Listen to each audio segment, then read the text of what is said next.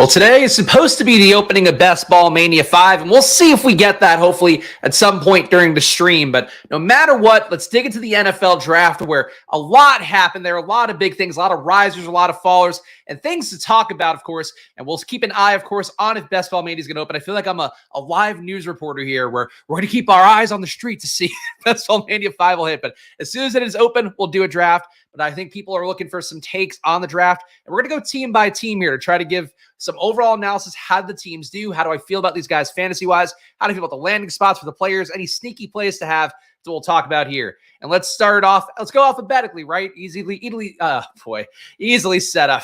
I've been sitting waiting to talk for the last 20 minutes. That threw me for a loop. But we're going to go through alphabetically here and try to go to the easy one here first. Marvin Harrison Jr. goes to the Cardinals. Definitely a chalk expectation to see him go there. I had made the bet in my mock draft that Malik Neighbors would go here just in the hopes that, could get a little bit different, get off the beaten path, and then set up to have a winning mock draft after that. But the chalk play was Marvin Harrison going there. Right now, they didn't add anybody else that's going to be a target threat to him. Nothing being added that would make me concerned for his volume in an offense that looked a lot better than I would have thought possible last year with Drew Petzing as the offensive coordinator. So we're running it back. Same weapons as last year for the most part, except you are adding in an alpha target earner who performed at every level. So love the fit for Marvin Harrison. I think he safely now goes to the 1-2 turn. If I had to guess when BBM gets a lot more casuals in, they're going to knock that price down a little bit more into the second round. But to me, if you're taking him ahead of Garrett Wilson, I think you're doing the right thing. Marvin Harrison, to me, perfect landing spot. I would make the bet too. I think his current market price is like 950 yards. I would take the over on that. It's not a market probability thing that I normally would advocate for. Of course, my sports betting startup probably, but I would say for you guys out there, like I expect the moon out of Marvin Harrison in this spot as long as Kyler's going to be ready to go. And frankly, if he doesn't go, I think Clayton Tune will find a way to get him the ball. See, had a hot best ball squirt. I'm in the office and nothing to show for it except stickiness. Thanks. What a great usage of a 10-month chat, but a shout out to our guy Robert here from the Turd who's throwing some very fun jokes out before the show that I appreciate. And we're stoked for the Brendan Rice landing spot. Yes, 7th round, not the best, but of course, we're going to talk about the guys that I feel bad about, good about, maybe better about than the market will feel as we go through team by team here, waiting for BBM to open up. And we will hop in BBM the second that it opens. All right, Trey Benson gets his landing spot. I think I would assume that he takes over a passing game role as a minimum in this offense. I still think that there's probably a faint risk that he ends up being just kind of the pure handcuffs of James Conner, just the future back, with Conner not a guy you're going to see be a part of the team for too much longer with his age and the fact that running backs, of course, the miles added up are a pretty big thing. So Benson, don't hate the outcome. Not as much of a nut outcome as going to Dallas. Ezekiel Elliott instead will be going to the Dallas Cowboys. So another weird expectation that the market, there was some smoke to them with Jonathan Brooks. They ended up getting scooped by the Panthers there. Point being for Trey Benson, he did not get Dallas, not a nut landing spot for him. But one that, again, I think Arizona's going to be ascendant. I think the offense will be better. Having Marvin Harrison, he is a red zone threat, 100%. He's a guy that's going to take some targets away. He's also going to open up some room for Trey McBride to be better in the red zone. But I think there's still room there for Trey Benson to have some usage. So I think his ADP comes down a little bit more towards the 120 range in BBM, and I'd still be willing to pay that price. Tip Ryman, just a freak athlete guy, and maybe take some goal line work away from a Trey McBride. McBride more traditional, I think, between a 20s kind of tight end where he's going to get you chunk plays. Has not really shown it to me in the red zone. Let me make sure that's an accurate number here, of course, in my data. Trey McBride probably should not be spending this much time on the Cardinals, but want to be accurate here. Yeah. So 0.8 red zone targets for him. Actually, no, 0.6 red zone targets a game for him. Did not convert them at a terribly good rate touchdown-wise. He can get better with having a guy like Marvin Harrison draw attention away, but I would worry that you lose a few kind of fade plays with Tip Ryman, who's just a freak athlete that you could put out there for just kind of glorified former basketball player kind of plays. So that's maybe a little bit of risk to Trey McBride in terms of just like getting touchdowns or having like a really good run good in terms of touchdowns. Shout out to guy Jeremy here. I'm sure we're going to see some new names coming in with BBM. So appreciate all you guys being here. Of course, hit that like button and subscribe. Where show up and do the work here. Drafts Monday to Friday, every day at 11 a.m. Of course, but when we don't have a draft, we're still going to do some content, get some football takes, talk about the data, all the things that we got to hit on here. All right, Atlanta. Obviously, we talked about at some length in the round one video. I won't browbeat the Falcons more. If anything, with some of the sharp analytics guys out there, Eric Eager in particular, I think, putting out that maybe it's not the worst idea for Atlanta, like the usage of draft capital, not the best, but having the QB situation locked down or feeling like you having it locked down? What's that peace of mind worth? What's the value overall? I think those are things that kind of make sense, is that you really, if you have a team, you feel like it's stocked up on offense, and you are, when you have Bijan, when you have Drake London, when you have Kyle Pitts, and you invested in Darnell Mooney, whether I agree with that money or not, they clearly paid him like a guy that should matter. So they have him. They have Rondale Moore, who I think is a weapon. They have enough guys there that I think they have Casey Washington, who I think is going to be lucky to make the team. They have all these guys that are ready to go. So you have an older QB in Kirk. You have a guy coming off Achilles injury in Kirk Cousins. I get why they do it. I don't think the use of draft capital is good, but ultimately, in terms of the team building part, it also doesn't make sense, because you want to have your QB under control, and then you want to build your team around him. That's an NFL principle. It's part of why we see so many QBs go early. For them, though, I think shoring up the position, I get it. In terms of how I play it for Best Ball Mania, I personally don't think you want to draft Cousins or Penix very much. I'd be willing to more play the Atlanta skill position guys stacked up without the QB. I think if you're still making a bet on the Falcons, I'm willing to take Kirk, especially if that ADP drops, if he gets more into the 140s and there's a discount for it, great. But if he ends up being in the 110s, 120s, like I think it is Cousins is the starter, Penix is the handcuff. But, they might know something about Kirk's injuries that we don't know, and they still have the contract, but I just would worry about the signal here a little bit that both QBs would spook me. And I don't think it's also a thing either where you expect Michael Penix to win the job by week 17. If Kirk is going to be healthy, he's going to go. So overall for Penix, I think that's sort of the risk point. But where that Underdog posted on Twitter, they're having issues. Yes, so I talked about that earlier. We're going to keep an eye on it here. We're going to do some team-by-team reviews in the meantime. And we want, of course, Adam wants to talk about Lad. We got a while till we get to L here, but we got that. And get out of here with this chat. I did look at the flock, though. I did mention it. Of course, you want to play on Underdog. Click that link up top here. The flock does that as well, and he converts like a monster. So we have a link to go convert immediately. Jace McClellan goes here, by the way, from Bama. I know some people liked him in the chat at one point. Not great draft capital. Obviously, Tyler Algier there, Bijan Robinson carrying the majority of that water ahead of him. I would not expect Jace McClellan to matter too much as a pure handcuff. He's your Hassan Haskins. He's your pure handcuff play. Baltimore, what do? We open up with Nate Wiggins, an exciting play there. Tez Walker in the 4th round. I think he kind of replaces some of the Odell production, or I guess more so, I expect Bateman to take the Odell production, and then Tez Walker gets a few go balls a game. It's really always good for here, him going somewhere where you're not going to see a lot of expansion on his route tree, which is mostly just running deep routes downfield, getting targeted, being the lucky beneficiary of Drake May's willingness to throw the downfield at a very high rate. For Tez Walker, I think the spot, you could take him in your Raven stacks. I think that's fine. But to me, he's like an 18th round pick, 17th round pick guy. If he's going any higher than that, I'm probably not the most excited, especially unless Zay Flowers had some legal issues again, had the DV stuff that got thrown out. But if something else pops up with him, maybe makes Tez a little more interesting. And maybe he has some touchdown upside that I'm underselling a little bit. But like, he's not going to have enough, I think, to feel good about it. That's basically how it is for me. He just really was just a deep ball guy that benefited from Drake May. I'm very excited to talk about J.J. McCarthy. That's why he's on the thumbnail. That's why he gets the rose from me. But we're going to go alphabetically. I'm committed to going alphabetically in case you want to skip around. Rasheen Ali coming in from Marshall. I was not a guy that graded out spectacularly well against more limited competition. Let me pull up his numbers real fast because some of these guys I do have to refresh myself on because they were not high on the board for me. He had negative EPA rusher, negative 0.06 EPA per rush, negative 0.2 EPA per target. So we're not seeing anything good when you're playing at Marshall. That worries me. 19% stuffed run rate. That's not good. Only a 9% avoided tackle rate. So to me, this looks objectively like a not good play with Rasheen Ali. They do still have Justice Hill there. I think that's the main thing I would push towards. Ali should not be a threat, I think, for any sort of workload in terms of his skill level, if nothing else. Buffalo, the biggest disappointment of the draft. I guess, honestly, it worked out well for everybody. I would say that Troy Franklin didn't go here, though. It did bum me out that I felt like was really onto something here. A lot of other teams that had the 3 visits put together, they did take those guys. For some reason, though, Troy Franklin in 3 visits did not get taken by Buffalo. But they got Keon Coleman. So Keon Coleman has big issues overall to me. Not a fantastic target earner, not egregiously bad, but definitely not great overall for him. He had a 27% target route run rate, 0.003 EPA per target. So you're basically talking net neutral with average. In terms of EPA, a metric, of course, that I swear by here. Playing outside is primarily where he played. Also only a 0.02 EPA playing out wide. So he's not good out of the slot. knock it out wide. Targets under 10 air yards, a negative 0.06 EPA. 10 to 20 air yards, he was not targeted enough to qualify, so they really weren't using him beyond the sticks. That was where Johnny Wilson got most of his targets. So talked about that before, kind of a weird route tree for those guys at Florida State, but I think it's not a great sign that Keon Coleman wasn't moving the sticks very much. And downfield, Keon Coleman did get a lot of work, 2.1 deep targets a game, at a 0.09 EPA per target. He was good in the red zone, though. Have to give him credit for that. 0.98 EPA, I guess really 0.99 EPA per target inside the 10-yard line. 0.26 EPA in the red zone overall is closer to average. He's a good player. He's got a big body. I get like Buffalo in particular, why to take him as a team that does like kind of that raw, toolsy stuff.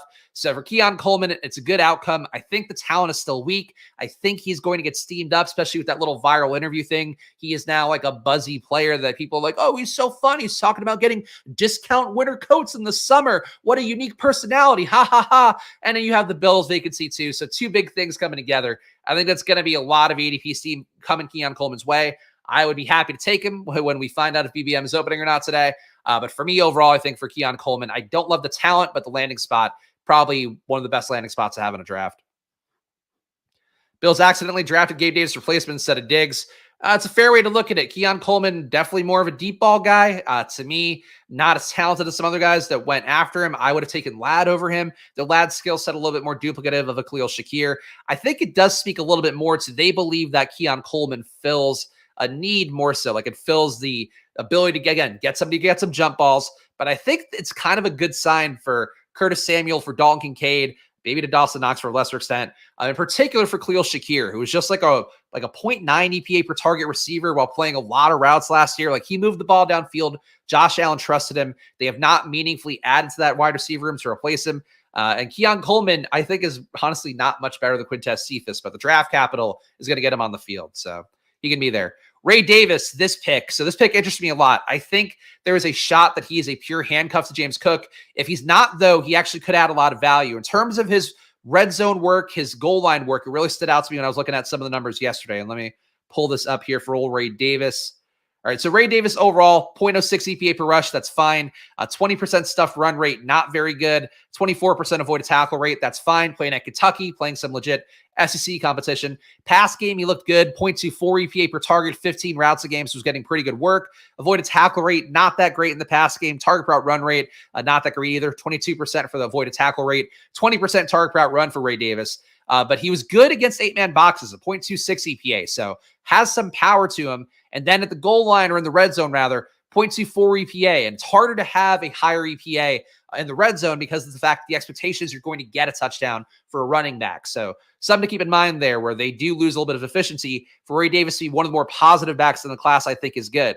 So it comes down to like what Buffalo's going to do with him. Are they going to use him in a way where he is just duplicative James Cook? Because if they do that, it's going to be bad for James Cook. Or, I mean, potentially it could be. If he's just taking those James Cook targets away or touches away, and he just takes 10 of those touches, like that's really bad for James Cook.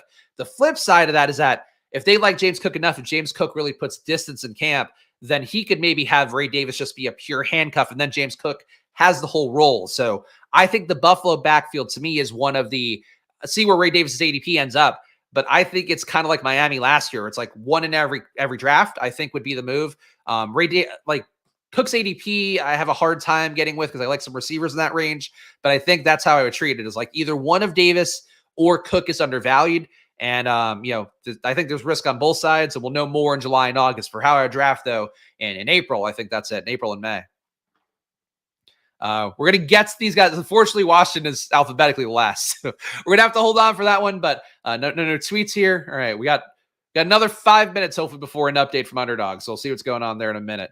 But yes, Washington, obviously, feel good about Jay Daniels. He got the outcome he wanted. I don't think Luka McCaffrey adds a lot of value there, so my McLaurin bags feel good. Getting Sinnott, a great outcome as well. But Washington gets to the W's. Anyway, Buffalo, that basically sums it up for them. Leggett going to Carolina. Talked about this a little bit in the first round video. I think it's a good outcome for him. It does seem like they want to use him in a Debo-y way, which I don't know, it's his skill set, but he's athletic enough to make it work. And I do believe the scheme that Dave Canales is going to bring across the board, so that's good for him. The issue I have with Leggett is that I think he's going to be most effective out of the slot. Adam Thielen is still there. You have Deontay Johnson playing out wide, and Johnson, too, could move into the slot sometimes. So I worry about Leggett. Are they going to run enough 3 wide receiver sets in Tampa Bay? Dave Canales did not run a ton of those. So Leggett could be a little bit more of a gimmicky luxury for them, at least until Thielen gets displaced or if he got hurt or something. So people compare Leggett to Mingo. I don't think it's correct. As I talked about, I think the physicality, the ability to be better out of the slot, but still good out wide, does remind me of A.J. Brown. I stand by that one. So for Leggett, I think there's upside for him, but I think people are going to treat him. He's going to have a big ADP leap, and I believe in him a lot, but I think that he might run into some usage risks / hurdles that are going to make him a little bit overpriced. Jonathan Brooks, great pick for him as well. For Jonathan Brooks, obviously, I think that he wins in week 17. Was actually talking about this in the Squirt Squad VIP Discord, which you get access to if you hit the join button down below, $49 a month. And also, Spags rankings coming once ADPs are solidified in BBM. So end of this week, I wrote about 175 blurbs this weekend. So feeling good about that. I was obviously very excited during the NFL drafts to do the work, but I'll finish it up and then adjust the rankings once we have BBM's data kind of stabilized a little bit so I can actually identify if there's an advantage without updating daily. But Jonathan Brooks, point being, I think he wins the job by week 17. Still think, though, it is an open competition. There is still a chance that maybe somebody gets traded, but Carolina's not made that clear at all. They say they want these 3 guys to compete, and I think they do expect Brooks to take a minute to ramp up, obviously with the knee injury that he had. A later season ACL injury is what he had, though reports are he'll be good to go by July. Obviously, good to go is going to be kind of relative. So for Brooks, I think he wins the job eventually. Very talented overall. Undersold him a little bit early because of concerns about the ACL, but it does seem like if he's getting this draft capital, he's good to go. Very solid pick there. Xavier Leggett, media times a must listen. Yeah, I mean, Xavier Leggett translator. Yeah, Leggett definitely pure Southern. I mean, Boomhauser for the King of the Hill people that remember that show. Definitely a comp there, but he's country, but in a way that I feel like, Carolina, like North Carolina, not as maybe not as receptive to that as much because they're a little more northerny, but I think certain pockets of Carolina probably should be big fans of him. Jatavian Sanders, good landing spot for him. Not the most talented guy overall, about a 25% target route run rate guy. Let me check his EPA metrics real fast. It was not a guy that I felt, wowed me in any way that I wanted to cape for him. And then he did not really get the draft capital either, or did not seem like he was going to get the draft capital. Now he's got a good landing spot. Again, do think Bryce Young needs a tight end safety blankie. And Jatavian Sanders last year, 0.36 EPA per target's not bad. Low touchdown rate for a tight end, just 4% touchdown per catch. It was pretty okay playing out wide, though that's really small sample size, but had a 0.74 EPA playing out wide. Outside in the slot, had a 0.25 EPA. That's okay. Under 10 air yards was not the best. Did better pass sticks, 2 targets a game for a 0.65 EPA. Red zone, 0.7 red zone. Really bad in the red zone, actually. -1 EPA in the red zone. -2.2 EPA inside the 10-yard line. So not a guy who's going to go up and get it for you. Not a guy who's going to dominate like maybe a Theo Johnson will, like an Eric All will, like a Cade Stover will, but he got a good landing spot. So Jatavian Sanders, that's what he gets for himself. All right. Dissing your state? I was saying it I just think that's the distinction, isn't it? From North Carolina to South Carolina is like North Carolina is a little bit more of a northerny, at least pockets that are a little more northerny. I say this because I have one of my best friends went to Duke, and actually my co-founder probably to be going to get his MBA at UNC next year. So that's my take on it. But obviously, I'm not granular on that level. I don't even think I've been to North Carolina before, or if I have, I've only driven through. All right, Chicago, you guys know I'm in the bag for them. Obviously, the big acquisitions were all in that round 1. Got Caleb Williams, got Rome Odunze. Odunze, people are going to be down a little bit, I think, as a wide receiver 3, but he stands to benefit in an offense that I think will be high octane and hopefully have the best of the downfield stuff that we saw from Shane Waldron at Seattle. So I think for Chicago, I'm in the bag for it. Caleb getting a good landing spot. Again, team signal, giving him all the talent in the world around him. All of that seems like a great thing. Odunze, Keenan Allen, DJ Moore, love the stack. I think Swift is a good play. People are into Herbert and Roshan for cheaper a little bit more than I am. I think they gave that money to Swift. He's going to be the bell cow back, but Roshan I'll still take shots at because of the talent there. And, Herbert, honestly, good rusher last year. So you can take those parts of the Bears as well, but to me, it's like the pass game core, and I hope they come down. I think they all should be around 30s to 40s. If I had to guess, so Dunze maybe comes down to 40s to 50s, and I would probably buy that dip because I think Chicago, great fit here. Also, big punter acquisition for them too. Torrey Taylor, very nice punter. How much does it matter? I don't know, but little things like that can be a little bit of a micro advantage. So a lot of draft capital for a punter, but actually could matter for field position for a team that should have an explosive offense. All right, we got Amarius Mims here. So that's an offensive line pick that doesn't really matter what we're talking about, but still, there was a more willful addition to make Joe Burrow be upright here early on. Mims is a guy that apparently cannot stay on the field very well at Georgia, but physically a bit of a beast, and 6'8", 340 is the build size here. So definitely some help for Joe Burrow. Positive, obviously Burrow getting any help in the offensive line opens up things downfield. So positive to see fantasy-wise, even though can't affect the run game just as much positively. Jermaine Burton was the surprise pick here. A guy with not the biggest sample size, was not somebody heavily on my radar, which is kind of deliberate in my process. I want to be surprised by a few guys rather than trying to project every guy having outlier draft capital, even guys I like. So that's part of it for me. For Jermaine Burton, though, he did not have a good enough sample size last year. He was at Bama, right? So Jermaine Burton, 0.76 EPA out wide. Did not earn enough targets, though, to qualify overall to even have a count of targets for me. Negative 0.002 EPA, 10 to 20 air yards. Good in the red zone. Good downfield, the 1.1 EPA. So the small sample size I have for him does look okay. The size itself, not my favorite thing in the world. For Burton, I would say the main thing for him is that the draft capital is pretty good. Overall, he stands to win two ways. So you get in the field as a slot potentially. He's probably more of a natural out wide player from the stuff that I've looked up since not being in on him. So I would say for Burton, he stands to benefit if T. Higgins gets traded. Doesn't seem like it's going to happen. Bengals, from all the reports, are going to stand pat and keep those guys. The defensive line guy, Troy Hendrickson, and also T. Higgins seems like they're not going to trade. They're not going to back down on that stuff. And those guys at some point have to report to get the season accrual for their veteran status. So Burton can win, though, if Higgins were to get traded, but I don't expect that. I think he wins more as an upgraded Andre Yoshevich. I would bump Yoshevich down. I'd say Charlie Jones, probably closer to dead. Trenton Irwin, closer to dead. All those players have to go down. Okay, didn't hear. Classic North Carolina. I didn't hear what you said. Just trying to chat it up. North Carolina, you're North Carolina, and they want to start talking about all the local things. Eric All. Eric All was a guy we didn't talk about a lot because I did not think he was going to get draft capital. A big-bodied guy, had pretty good athletic testing.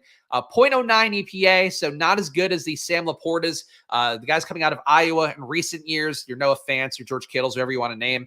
Eric All, though, 36% target route run rate. So he did not run a lot of routes per game, 15 routes per game, but was targeted a lot. So kind of interesting player. Don't know that he gets on the field a lot. He wasn't great out of the slot, negative 0.1 EPA there.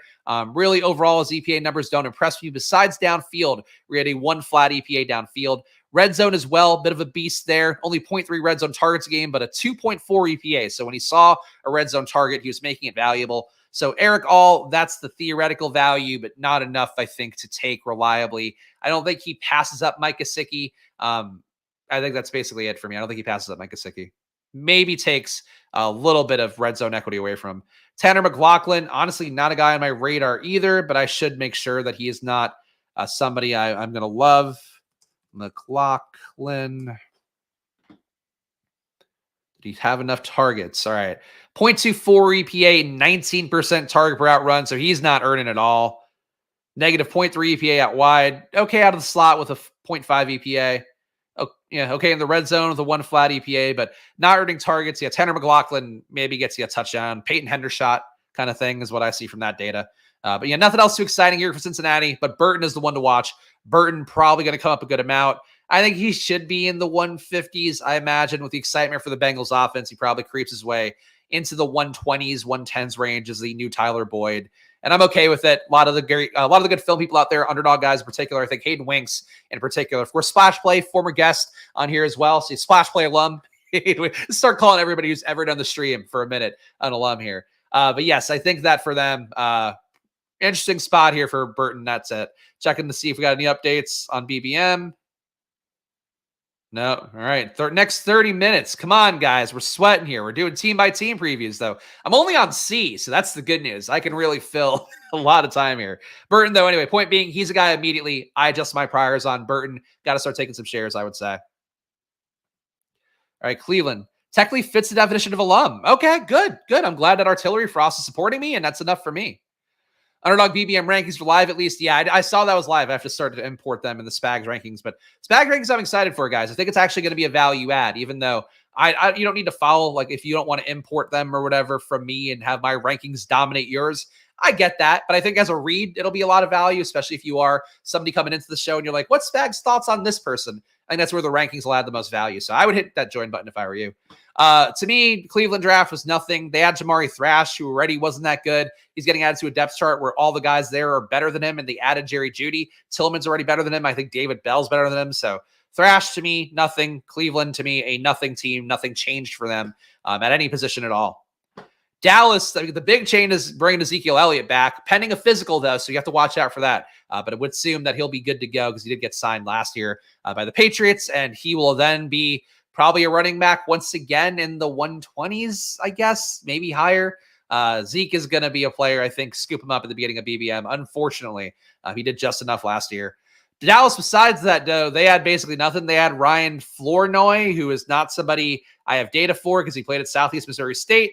We'll see if he does anything in camp, but it's not a name I would start to take. Cowboys have a luscious history of bringing in guys, barely using them at all. I think it is a big win for Brandon Cooks, big win for Jalen Tolbert as well. Two guys who were passable last year. Brandon Cooks, let's see his EPA. 0.31 EPA per target, better than you would think. Only 16% target per out run, though. That would be his issue. And then Jalen Tolbert, negative 0.01 EPA. So not great, but the sample size also wasn't great. 15% target per out run for him. So Cooks undervalued for sure. And Brandon Cooks, I would say, a player that probably won the most here by Dallas, just not adding anybody at all. Dallas just doing nothing at this point. I think so. I think Troy Franklin's a lot better than Luke McCaffrey, but clearly the Commanders did not agree, or they like McCaffrey's ability to play out of the slot more, maybe, which could make sense. I think that that's one thing that Troy Franklin has not shown he can do.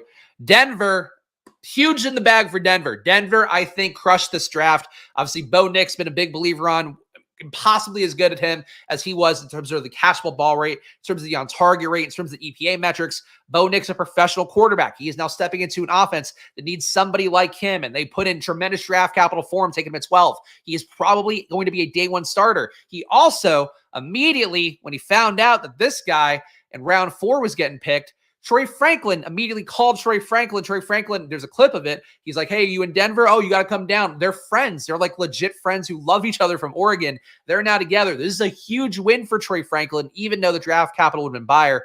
Denver would have been better, obviously, going higher. But Denver, though, thought that Troy Franklin was valued as a second-round pick. Obviously, they're pumping their own chest a little bit about that. But they basically, going into the end of the second night, they were saying to each other, hey, we got to go up and get Troy Franklin. They go up and get him. Apparently, that was their draft day. They agreed on Troy Franklin. So I think it's a really good signal for him. It is an open depth chart. If Sutton gets traded, it looks even better. I don't know how much Franklin's ADP comes up. I think it probably stays around where it is, but he's a huge buy for me. I'm happy with my exposure, and I felt bad about it. I felt bad for how I led you guys into Troy Franklin. Like, I felt really bad after day 2. For him to get this outcome, though, this college QB who likes him as a person, who's going to go out of his way to feed him, this is like a tremendous fantasy win, and I think it's going to get slept on a lot. I think this is one of the big advantages. And can Bo Nix outscore Josh Allen in week 17?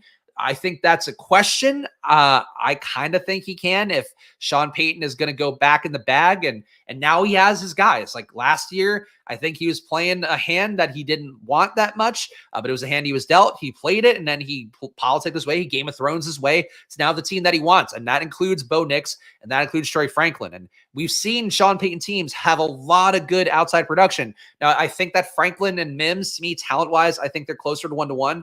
Franklin, I think, can win on more routes, definitely a more deceptive runner in a really fun way that's going to create some good highlights. If you watch Troy Franklin highlights, you'll see it. But I like Franklin's landing spot, man. I'm huge on him. Could have been round 2, round 3. I would have been happy with that.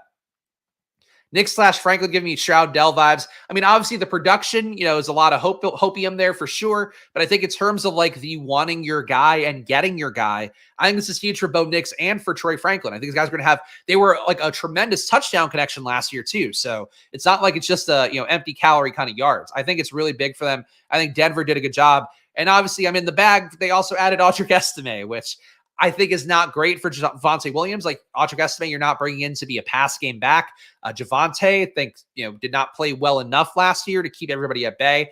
My gut tells me that Estime is going to be initially a pure handcuff. I would draft him as such right now. I think he's more of a pick 200-y pick, maybe, pick 180s. If we're kind of dead at running back, we want a fun RB7 with some upside. But I worry that he goes the way, with it being a 5th round pick, I worry he goes the way of who was the fucking running back last year who went to Minnesota? Who now I've just completely erased. Dwayne, whatever his name was.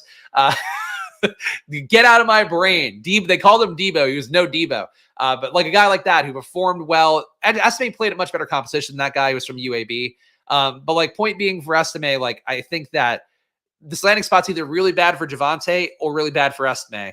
That's it. Okay, it was McBride. McBride was in my head, but I was like, I'm thinking of Trey McBride. Why would I be mixing those up? Yeah, Dwayne McBride was just not a good pick last year, even though I was playing the same bet as Ty Chandler, but I played the wrong guy. So for Estime, you will hear me downplay him a little bit because I think you have to downplay him a little bit.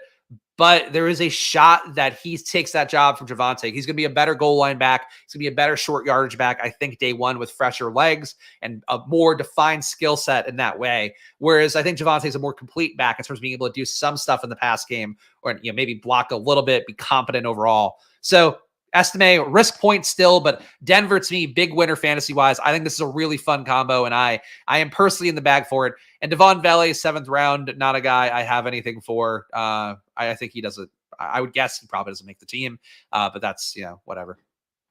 Detroit does nothing really. You can see cornerback, tackle, safety, D tackle, guard. So nothing changes there. Good news for Amon-Ra. Amon-Ra, the big risk profile still remains. Jamison Williams gaining in target share. Salem Porter gaining in target share. But I think, honestly, JMO, big winner too. JMO not having a threat coming in, not even having a good route runner guy, let alone explosive downfield guy. People wanted their guy Purple Yoshi was rooting for a Troy Franklin or maybe even an A.D. Mitchell type to come in. That doesn't happen. So Donovan Peoples-Jones, maybe a quiet winner as well. Josh Reynolds is gone in that Detroit depth chart. But I think, if anything, Detroit's guys leaving the draft more appealing. They've now solidified their roles and target shares in a way that I think was a vague risk. They could have taken somebody as a value.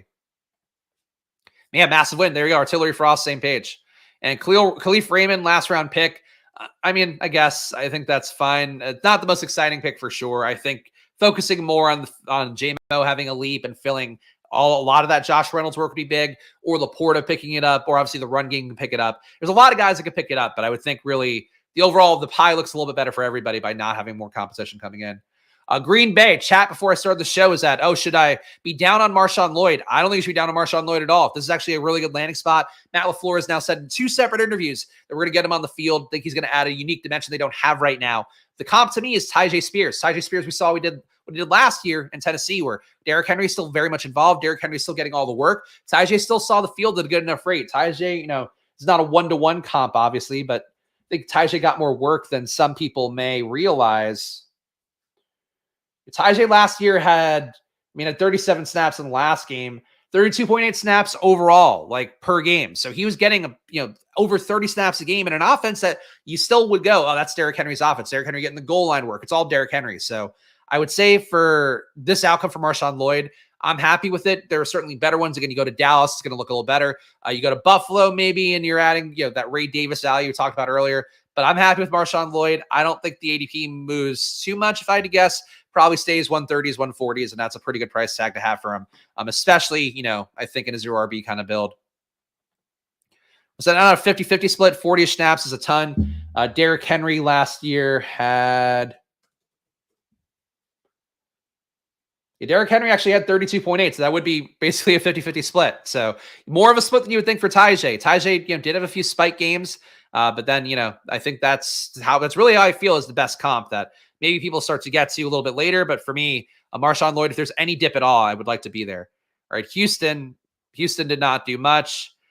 Houston adds quarterback, tackle, safety. They add Cade Stover, though. Cade Stover, interesting pick. Higher EPA player than I gave credit for. Last year, he did have a 0.43 EPA, which actually would be higher than Ben Sinnott. I just like the film and the target earning for Ben Sinnott a little bit more. That's why I favored Sinnott, but of course did get the higher draft capital out on the back.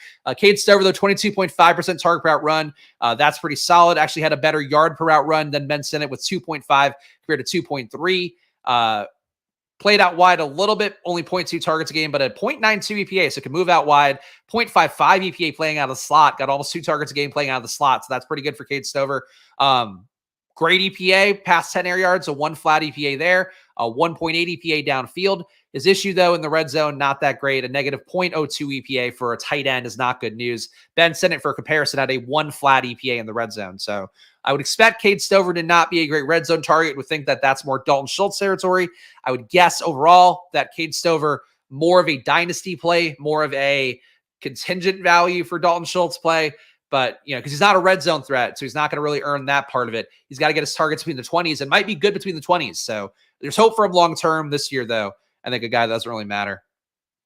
That's a good point. Does have the Stroud connection, so this could be a Stroud request, but they just paid, they paid Schultz enough money again. So I think that's the main thing to me. Jahar Jordan, rather. God, how do you say it? Jahar? I'm sure Adam will know in chat, but Jahar Jordan, I believe, is the name. I don't even think he was on my list of top prospects that I had imported. So let's learn about him, and let me make sure I spell his name correctly because this is going to be difficult. All right, Jahar Jordan. Oh, I spelled it incorrectly, even though I was just looking at it. God damn it. All right, hold on. We're going to get to the bottom of this case. The case of the missing Jahar Jordan. All right, give me something good. No, not pulling in numbers. I think I spelled it correctly, too. Yeah, so he did not gain enough numerically to be in my database. So I don't have anything on him then, unfortunately. He played at Louisville, though, so was he injured last year? Something? Jawar. Okay, basically what I said. All right, we'll take that. Yeah, so Jawar Jordan, his main benefit is just not being Joe Mixon in that backfield. I would guess he's more pure contingent value. He's the kind of guy, to me, I really wouldn't add until we hear something in camp that makes you feel good about him. But again, to me, the main thing is that my database has every player that has top 100 running backs in terms of the volume they got. If you're not hitting that list, that means there's an injury thing or something that I'm not aware of, or you just didn't qualify with enough touches. So that to me is always an auto red flag, especially when you played at Louisville. It's not like we're talking about Southeast Georgia State kind of stuff. But he's the backup. He's on the team. They drafted him for a reason. So that's the good news for them. And of course, the wide receiver core being protected, you now know what it is. You can take Noah Brown for free late / John Mechie for free late. You do want to target, of course, mostly Diggs, mostly Collins, and mostly the shot Tank Dell, who we were discussing before the show. Shot below the waist was the report, which you would hope, and it was a minor wound, so shouldn't affect his ADP in your brain unless he got shot in the dick. And then that would still technically be below the waist and could be a minor wound, but would not be a minor wound you want to have. Almost 200 carries last year. Then I don't know why he's not. Is he a Jordan or something? And I don't want to get caught up in looking at, or like a junior. Hold on.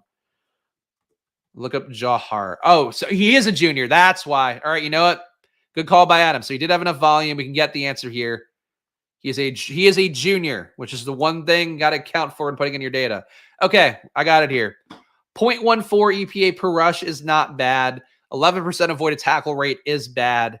0.38 EPA per target, not bad. 38% avoided tackle rate, catching a pass, not bad. They're only earning targets on 18% of those routes. Red zone, 0.1 EPA per rush did not qualify in terms of the targets. And a 0.3 EPA against an 8-man box. So Jawar Jordan, yeah, I think it's just Joe Mixon. He's just cheaper, newer Joe Mixon is how I'd qualify him away. I don't think he's enough to get targets based on what I'm seeing there, but I think that's basically it for me.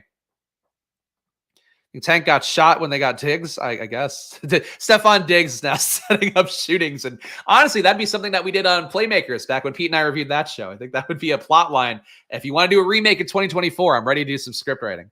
All right, Colts. Colts, obviously, the big addition here is going to be Adonai Mitchell, AD Mitchell. If you're afraid to say the Hebrew name for God, which I knew, which you learned on the Ship Chasing Cast, I didn't know it was anything fancy. But yes, Adonai Mitchell, if you don't know how to pronounce it, but everybody else will say AD.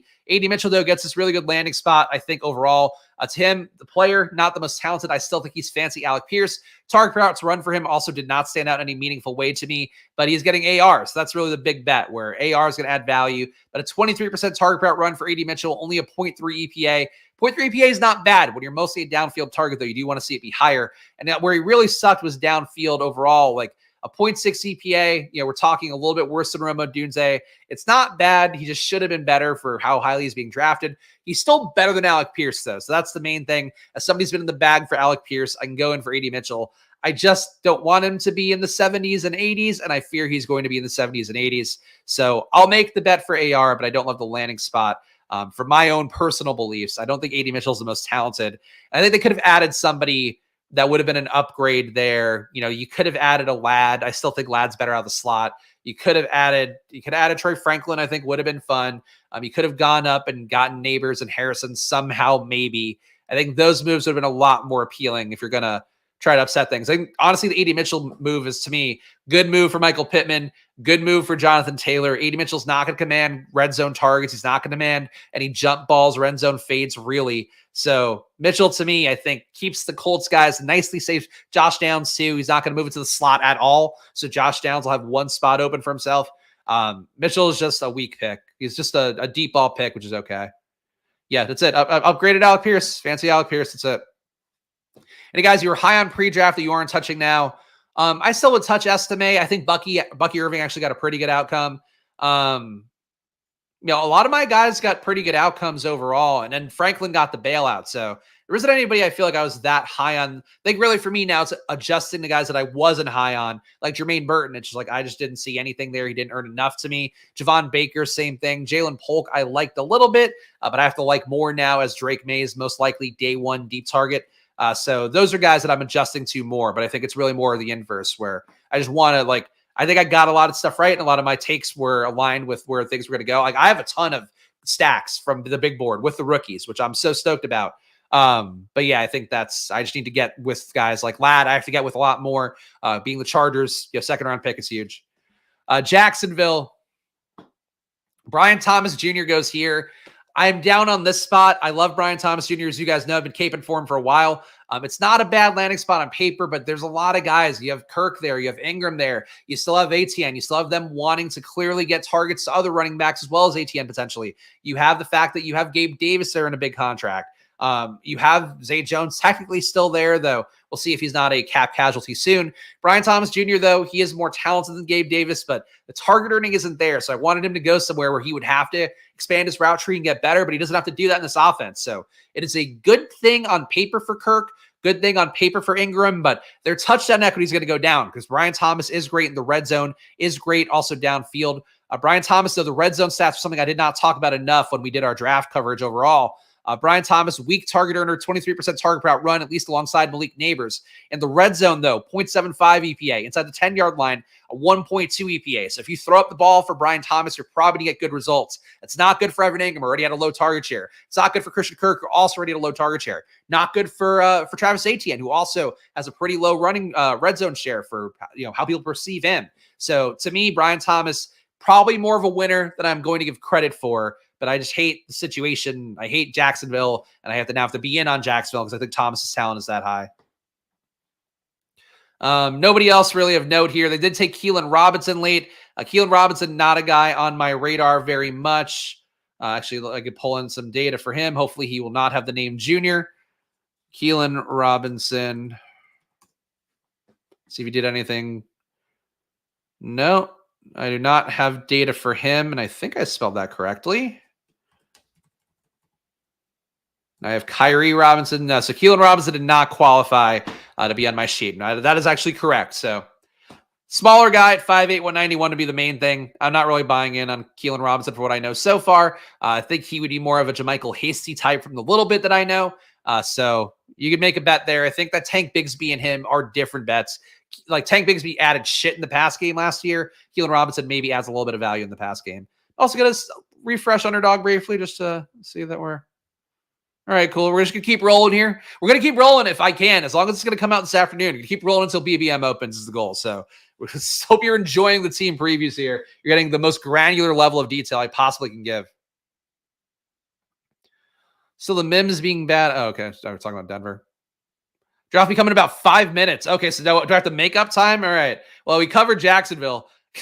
KC, unless any big issues pop up at launch. Oh, boy. Pressure. Pressure is on here. All right, so KC, Xavier Worthy, a guy that I'm iffy on. I remain iffy on still. I think he's going to get priced really high being a part of this KC offense. To me, it's still a KC offense that I question the will of wanting to pass that much. This is a thing where last year there was a deliberate change when Eric Bieniemy left to have this team be a little more risk averse, be a little more playing closer to the vest. They don't need to win by throwing for 400 yards now. If the defense gets a lot worse, then that'll change. But the defense shouldn't be that much worse. They lost a few guys, but nobody. I think that's not replaceable, at least in volume. So, and schematically too, like nothing's changing there. So I think that there's a lot of things that are inherently wrong with buying in Chiefs who aren't Kelsey or Pacheco at this point. Pacheco, by the way, a big winner in terms of nobody threatening his role right now besides CEH. For Worthy, though, he's fast. I think the way that I view him is that he's fast guy more. I think the big win for Worthy would be if he gets Rashee Rice suspended for 4 games.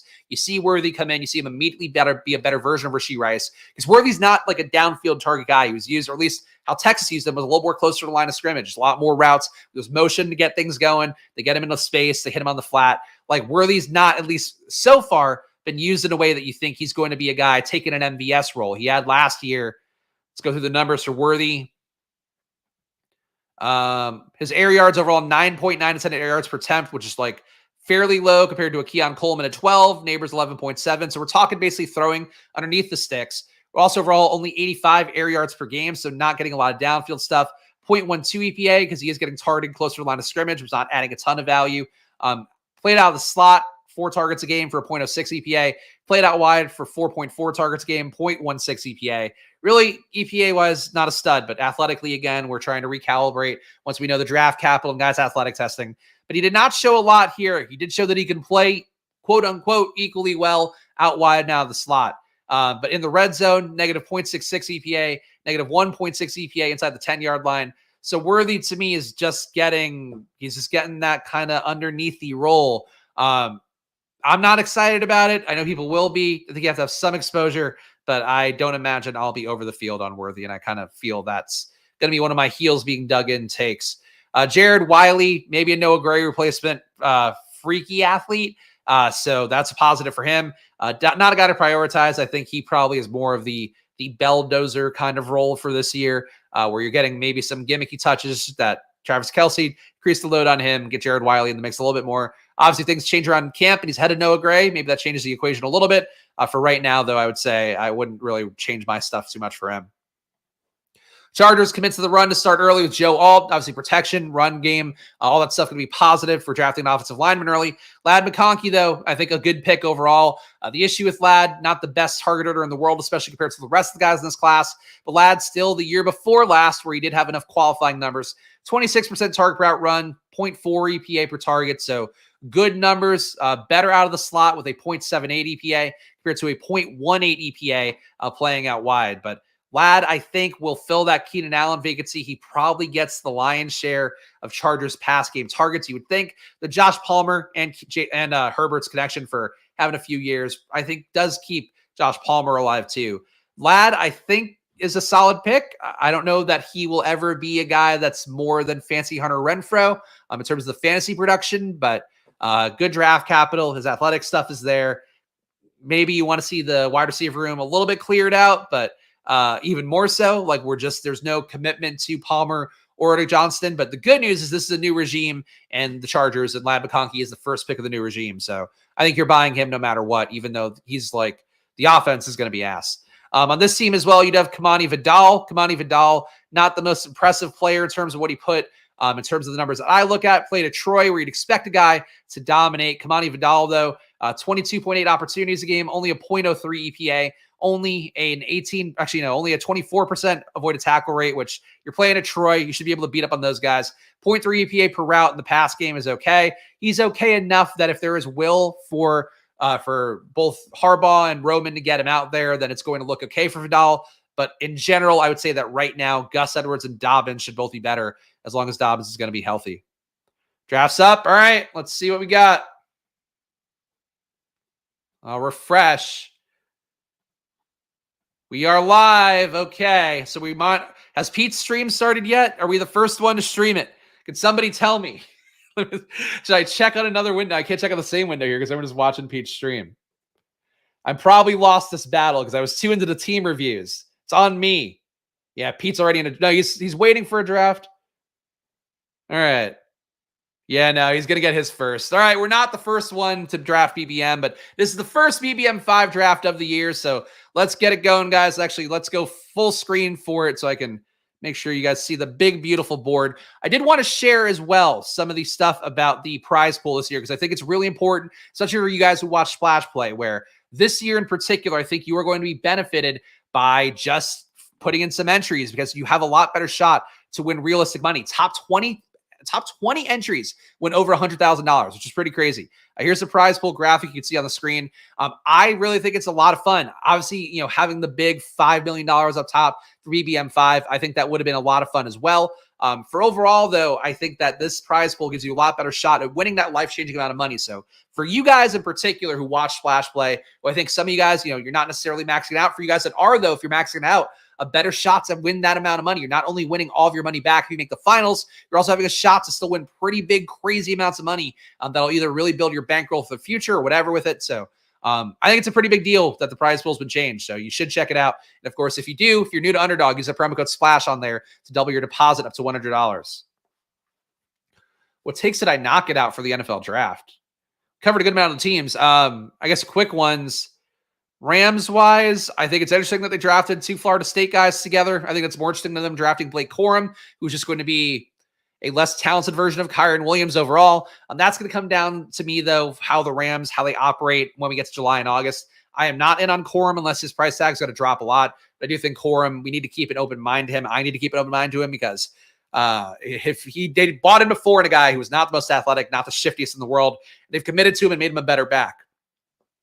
Can they do that with Corum? I don't know, but there's enough draft capital there that I don't think Corum is dead by any stretch. Also, shout out to all you guys watching live because we're going against a juggernaut Pete Overzet stream with 750 people watching. So, no, you shouldn't go watch that right now. Watch it after the fact. We love our guy Pete, but please do hit that like button and subscribe because we are in deep waters today as we do our first BBM draft. The good news is I'm ready for it. You guys have seen on stream and drafting since the first day of Big Board. It was the first stream Big Board draft out there. I'm not going to hold that honor for BBM, but of course, new drafts every day, Monday to Friday at 11 a.m. And we'll see who we're going to drive up here. Some fun names coming up at the turn. Nothing too crazy being upset so far. Breece Hall doesn't get a drop at all. So goes to pick 7 here, even though a lot of commitment in terms of draft capital by the Jets. We did not get to him here. I don't think the best signal. Garrett Wilson goes to 10. He did survive in terms of real competition coming in.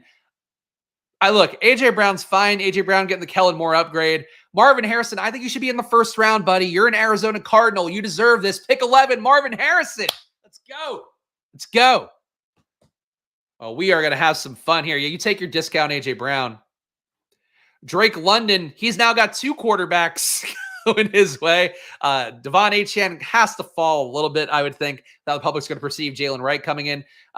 Drake London, nobody else coming into Atlanta besides another QB. So Drake London, your bailouts are here. Marvin Harrison, 0 RB start. Marvin Harrison Jr., Drake London are our first picks off the board. You guys can set the QB, the RB prices for yourself. I'm going with some stars here. Some wide receiver stars. MHJ went 11 in your draft. There we go. I appreciate that. Deposit. I don't know. They may have. I don't know why they would because they were just getting conversions for free, but they may have. We haven't brokered a new deal yet, so I'll check in with them. But if you have deposit on your own, go do that. Then Spike, we guys have a promo in the meantime. First BBM 5, we're watching. Support the channel. Yes, please. Support the channel. Hit the like button here as I bravely take names that have been solidified in the draft for sure. Honestly, though, I do think for Drake London, for Kyle Pitts, for Bijan, the fact that now that just relying on a decrepit old QB is not going to be the only thing that's your out. Like these Atlanta guys, I think the case got a lot more solidified. The one thing you can sort of critique Atlanta for is that they're clearly showing they're a team that is not going to be good at drafting necessarily, not good at building a team, maybe not the smartest team. And those are things that can be worrisome as you make large bets on a team over the course of an entire portfolio. But for me, I just think having that out of like, hey, we know QB2 is going to be a guy that also is going to sling it even more aggressively than Kirk Cousins and going to have carte blanche to do it because the Falcons now need to prove themselves right. If Kirk goes down, this is a win.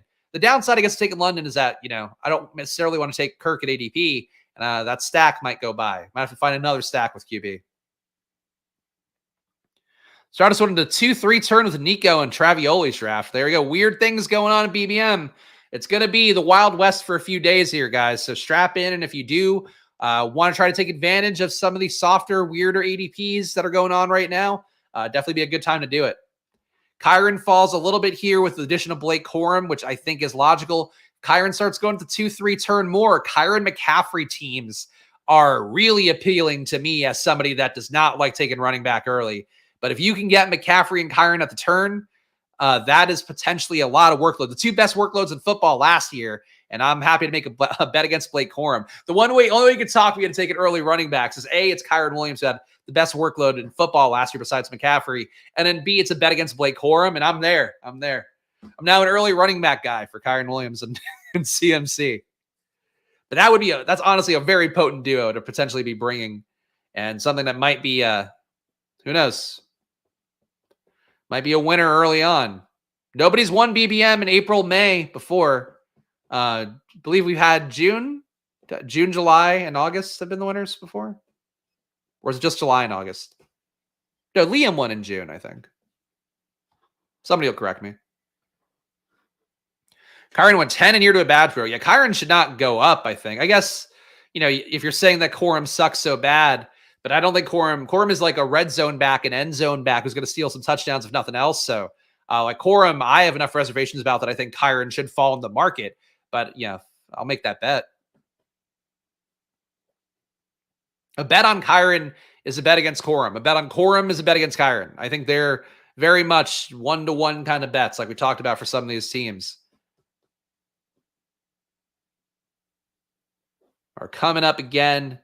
Really nothing too crazy movement ADP-wise. Obviously, Achane falling. People worried about Jalen Wright coming in. That's to be expected. I would think that Mostert also pays that price. I'm okay buying the dip, at least until we know that Jalen Wright's going to come into camp and earn a role. Because for right now, he could just be pure handcuff, fast guy behind Achane. Because he's not quite as fast as Achane. He's in that exact same ballpark. But, Achane also showed it already, whereas Jalen Wright played in the most Mickey Mouse of offenses. Made it very easy for him. Trying to do 2 drafts today. Probably not after vamping for 45 minutes to do this one. But I'm very excited to get the first one here, and we'll see how the vibes are after this draft. Interesting pocket coming up here. Josh Allen falling to the mid-30s. All right, there he goes. I think Laporta was a quiet draft winner, making the bet on a guy year 1 to year 2 getting better. Elite tight end, a lot of things that fit criteria that I'm happy to go with. We'll take Sam Laporta off the board. Harrison Jr., London, Laporta. And we're going to get something good at wide receiver coming back. Oh, boy. AR to the moon now with the addition of AD. I mean, AR to the moon in general, but he should be at the same ADP, I hope. But we will see how that goes. All right, so we have... we didn't make a bet on Puka early, so like taking Cup makes some amount of sense. But you guys know one of my bets here. I am in on Chicago. I think Chicago is going to be a smash team, and I do think we should have a Tank Dell getting shot in the lower extremities discount. I'm taking Keenan Allen here. A lot of youth. We had some age in. So we have Marvin Harrison Jr., Drake London, Keenan Allen, Sam Laporta. Obviously not going to be able to get Odunze here unless Odunze's price tag is going to take a big drop. I'll see how that goes. Good start to this one. Thank you. I'd like to start as well. I think James Conner falls a little bit. If so, and we draft a lot of him, I think it's possible he falls a little. I think Benson had enough steam coming in. People think he'll take a roll away. He should take pass game work away, though. Like he should. He's a better pass game back coming in and has more juice than Conner. So I think that's the risk point. Conner's still probably goal line back because Benson is not a great between the tackles runner, even though people, I think, would like to talk themselves into that. And he may get there over the course of time, but I think Conner should go down probably to the 90s, 100s, and he's probably a good part of a 0 RB build, would be my guess. I don't know if he will day one, but I think over the course of the next few weeks, you're going to see him start to come down. Day one, you're probably going to see a lot of ADP tethering still, I would guess. Especially in rooms with less badges, I think. So, could go both ways. So Jalen Hurts goes ahead of Josh Allen in this one, which you don't see very often. And this team did not have a bet on A.J. Brown or Devontae Smith. So interesting to see Jalen Hurts go. And this is the guy that does thumbnails for ETR. So weird draft start for him, but getting unique, I suppose. And then Josh Allen goes here. I would imagine in most rooms, Josh Allen going to go ahead of Jalen Hurts, especially too the fact that you added Keon Coleman. Number one, that's another target for Josh Allen to just throw up some touchdowns too. Number two for Josh Allen is that Keon Coleman's not a great target earner. So it's now going to be up to him to choose where he wants to go with the ball. And I'd conclude just running it himself. So for Josh Allen, I think that he's in a good situation. For Josh Allen, I think like a good situation overall, but really like the fact that they didn't add a guy who's going to command the ball by being either a diva about it or being high draft capital enough, or, like whatever the case may be, or just that good that you have to feed him. They now can go anywhere. So that's probably good news for Josh Allen, just controlling the ball more. Trey McBride and Travis Kelce going next to each other. I took Laporta obviously here, and I'm happy to do that because Laporta has been priced here all along. Feels like maybe Trey McBride should be closer to Laporta. Kelce still going to keep the historical price and the fact that he is obviously a key part of the Kansas City wide receiver core / pass game core. But I think for Laporta and McBride, they both are draft winners here. Having Marvin Harrison coming in just makes that offense better. McBride will lose a little bit in volume, but gain in efficiency. That's good for him. Arizona's offense, I would think you're making the bet on them being ascendant this year, much like Detroit was last year. Dark here takes Nico Collins to CJ Stroud, so reasonable price tag for Stroud. You have Mahomes again going ahead of Stroud, which I don't think will be the case. Well, maybe it will. Maybe people talk themselves into it. If Mahomes goes ahead of Stroud, I won't be there. Pete Sean took Laporta at 28. Oh, okay. So they're going the opposite way. I mean, look, I think it's a better situation for him. They added nobody. Like, that's good for all those guys in that depth chart. Thoughts on JT starting to warm up to them given their current RB landscape? I think he's a fine pick. You're just getting AR back in the mix. So that's going to take away enough. I think he should be priced a little bit lower for that. But Saquon's not. So I guess maybe that might be me and my brain more than it is anything else. Bubs here takes the Lamar AR start, which fun. Nothing correlated here for him. I guess he got Lamar and Derrick Henry. So interesting team by Bubs. We'll see how that goes. But yeah, I think for Laporta overall, good pick. 8 for JT. Sorry, I'm getting distracted by all the things going on here. The AR and Lamar thing threw me. I feel like it's something only I do. But happy for Bubs. Yeah, I think that with JT, like it's just you're going to lose a lot more touchdowns than Gardner Minshew was giving up. JT's workload last year in the red zone was pretty good. If I remember, I think it was over 3 per game. Jonathan Taylor. Yeah, 3.4 red zone rushes a game, 1.4 inside the 5-yard line, 0.4 red zone targets a game. I guess the hope is that AR gets the ball downfield in the scoring position enough that you then see JT picking more off, but it's kind of going to be a wash with AR taking more touchdowns off the board overall. So I don't know. I think it should be a little bit cheaper, but that's basically it for me. I would like him more if he were cheaper. Arizona picking up Tip Ryman shows they're trying to run the ball a lot. Maybe. I think Tip Ryman's more of like an athlete guy that you have going to try to win some jump balls because he was crazy athletic, and I don't think he's going to be a ready-made blocker. Physically, like, could develop into it, but I don't know. All right, we have a 0-0-3-1 here. I mean, we know. I think this is coming up, guys. Also, I have no issue taking Joe Mixon here, but we now officially know the bet's happening, so I'm going to take my big board fave, Terry McLaurin. Come on down. We're doing 0 RB here. McLaurin, of course, the glow up of all glow ups, getting Jaden Daniels. This is a bet that has not changed, and it will not change unless we hear camp reports or he gets shot in the butt. Jaden Daniels is going to make Washington into a whole new world. It's going to be a Little Mermaid there. Is that the whole new world? No, that's Under the Sea. It's going to be Aladdin over in Washington, a whole new world. There we go. We got it. You call Jaden Daniels Aladdin. Here we go. Oh, my God. Worthy up to 61. Disgusting. Piggy. I do like getting a little bet on Mixon. But Brian Thomas has to come up, right? Like, he's got to go where Calvin Ridley was last year. Or does he? I don't know. Mixon being a big survivor is pretty appealing. I would love to go extreme 0 RB here, but we're going to have some values. I'll take the discount on Mixon. I think Mixon's got to go in the 40s at some point. I guess not to open BBM, but team so far, Joe Mixon at running back, getting the share of that Houston offense. Marvin Harrison Jr., Drake London, Keenan Allen, and Terry McLaurin at wide receiver. Tight end, Sam Laporta. Balanced team so far. How good do I feel about all my Jaden Daniels, Ben Sitta teams? Feel very good about that. Feel very good about my Drake May, Hunter Henry teams. Have a lot of those. Also have a lot of Caleb stacks, so I've been pretty well represented. And because I took Odunze a lot, I actually do have a good amount of Caleb and Odunze. So a lot of those bets worked out well. Did not have, I think, very much, if any. I didn't see any. I don't have a tool to go through it. Did not have any of, I'm aware of Knicks and Troy Franklin. So that's the one downer. But obviously still have a lot of Troy Franklin too. So I feel good about most of those bets. I think the only ones I'm like iffy about, Estime, I think, did not get the full bailout I would have wanted there, though he can win that role. I just don't have the confidence in it. Bucky Irving, I feel like, got a pretty good bailout. Him being the pass game back when I saw watching all those Bucks games because of my investment in old Rashad White and the DK Millimaker of best ball last year in the finals. Just seeing them not use Rashad White in the pass game and deliberately want to get him out, I think is a really good sign for Bucky Irving, who has all the juice in the world in terms of avoided tackle rate. Rashad White doesn't have that. So I think we're going to come into a world where Bucky Irving actually might pay off some big board ADPs. And I think, too, I think he's a 150s guy, 140s, 130s guy when he gets July.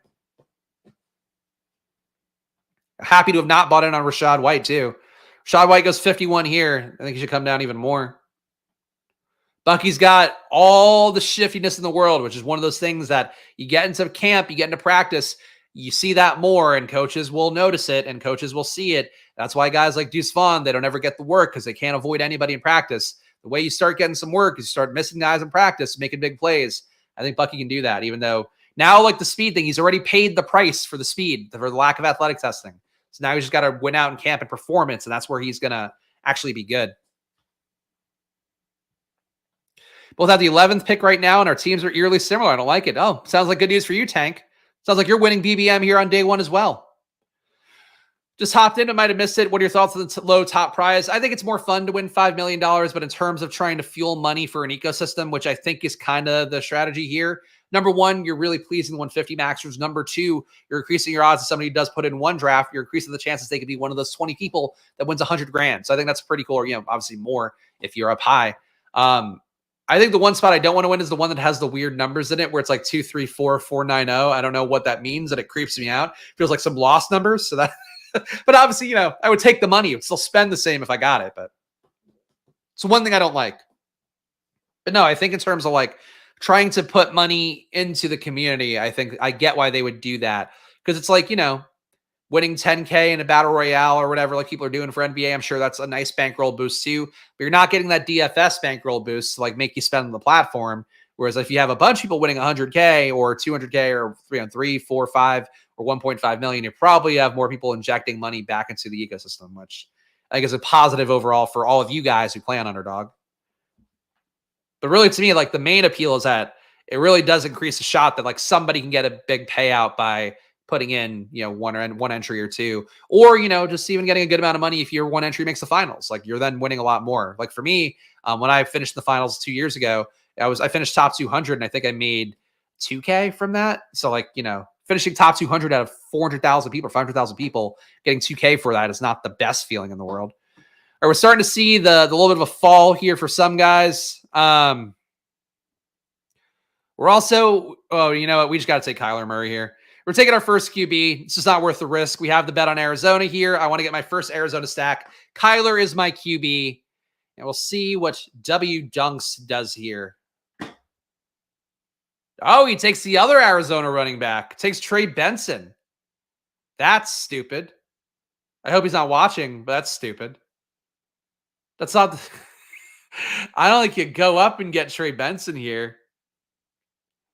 All right, I'll take James Conner. I'll complete the Arizona correlation. I would like to get A.D. Mitchell here. I think that he is now at an appropriate price tag. But yeah, okay. Team so far, Kyler Murray, Joe Mixon, James Conner, which making the bet that he holds on to the job in an Arizona offense that's good and trusts him. Trey Benson's an okay pick, but Connor is getting you the goal line work. He's getting you between his 20s work. And unless he gets injured, he's not going to give the role up to Benson this year. Harrison Jr., though, London, Allen, Terry McLaurin, and a tight end Sam Laporta. If this prevails, by the way, and there is a Connor dip behind Benson, you're buying in any backfield. You should generally buy the lower price back unless you have a reason that you feel is different for it. I would buy the lower price back, especially if it's Connor. Take us to the promised land. Yes, I will try my best for our pal Bindles here. Of course, appreciate all you guys being live or after the fact. And I always say check out some of the other streamers out there too. Our guy Bendels does a great job. I'm sure I'll be streaming BBM not too far away. And at 4 o'clock, our guy Tyler going with Tom Strachan on the Fantasy Sanctuary as well. If you want to check out that draft too, of course, support our guy Tyler, who is probably the reason a lot of you guys have memberships in the chat right now, but also a fine part of the community who I'm excited to see what he does for his content endeavors. Excited to see where Jalen Wright goes in this draft. I feel like with the downiness on Achane relatively, Mostert fallen, I feel like they're going to be enthusiastic for Jalen Wright. Perhaps over-enthusiastic for Jalen Wright. We'll see. Nothing too surprising so far. But honestly, the Benson ahead of Connor thing is probably the biggest surprise for me. Brock Bowers, I talked about in my first round preview video. I think it's still fine. I think for Bowers especially, his ADP is going to come down a little bit. For Bowers, the bet has gotten completely the same for him. Like, it's a new regime there with Tom Telesco. Tom Telesco had some nice things to say about Michael Mayer, so I don't think Michael Mayer's dead. But I think, and I do think too, the Raiders are very live to play a lot of 2 tight end sets, a lot of 12 personnel out there to just try to run the ball and be able to pass out of it. I know people will critique the fact that both Bowers and Mayer are not great blockers. I think there's a difference between a great blocker and a willing blocker, and I think they both are willing blockers. And I think that might be enough for the Raiders to trot that out and try to have that be a thing. So for me, with Brock Bowers, I think that he will fall, but he's still a good pick. And really, the risk point is Michael Mayer. Michael Mayer will fall, I believe, and should fall. I think I agree with both parts. But I'm willing to buy the dip on Mayer too, because I think there is a world where they do use both. And maybe you see Jacoby Myers get affected more so. But that's how I feel about it. When you're a team that wants to run a lot, going with 2 tight ends a good amount is not like a crazy thing to do. Obviously, it'd be a little bit more logical if you have like a Brock Wright and a Josh Oliver out there, and they're kind of those mauler tight ends. But being able to threaten out of blocking, I think, is kind of an appealing thing strategically. And we did see, Luke Getsy do that a little bit in Chicago. So I think there's a little more smoke there that I think fantasy-wise people won't think.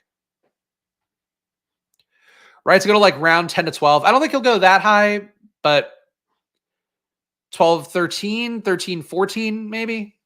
No, because he's already basically there, right? Jalen Wright's ADP currently 137. So yeah, I guess he would have to come up. I don't think he should, but yeah, he might go 10, 11 here, which would feel pretty gross to me. Caleb Williams goes to this guy who has DeAndre Swift and DJ Moore. So he goes to a good home, but we will not have a Caleb Williams team today, which will survive. We'll survive. AD Mitchell goes as well. So AD coming down in people's mind here. I guess they don't like the fancy Alec Pierce comparisons, perhaps.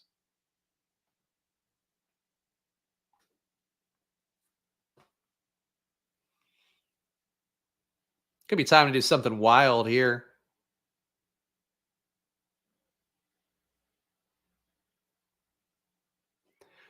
I like this pocket for running back, but I have to take wide receivers at some point.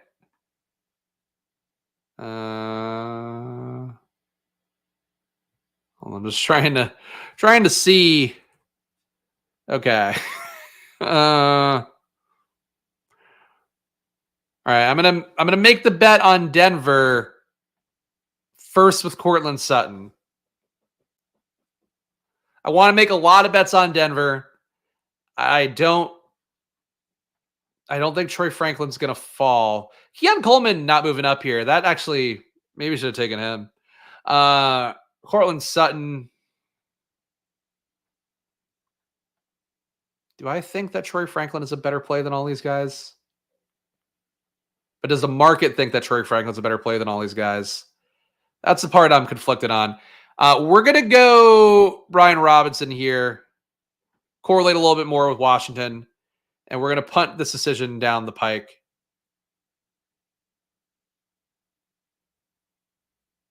I think I fucked up, though, here. I think I should have gone a different way. Really trying to make sense of the new ADPs and what you can push and what you can't is going to fuck me a little bit until I wrap my head around it. I'll give the team a read here, and I'm not going to talk about what I'm feeling concerned about.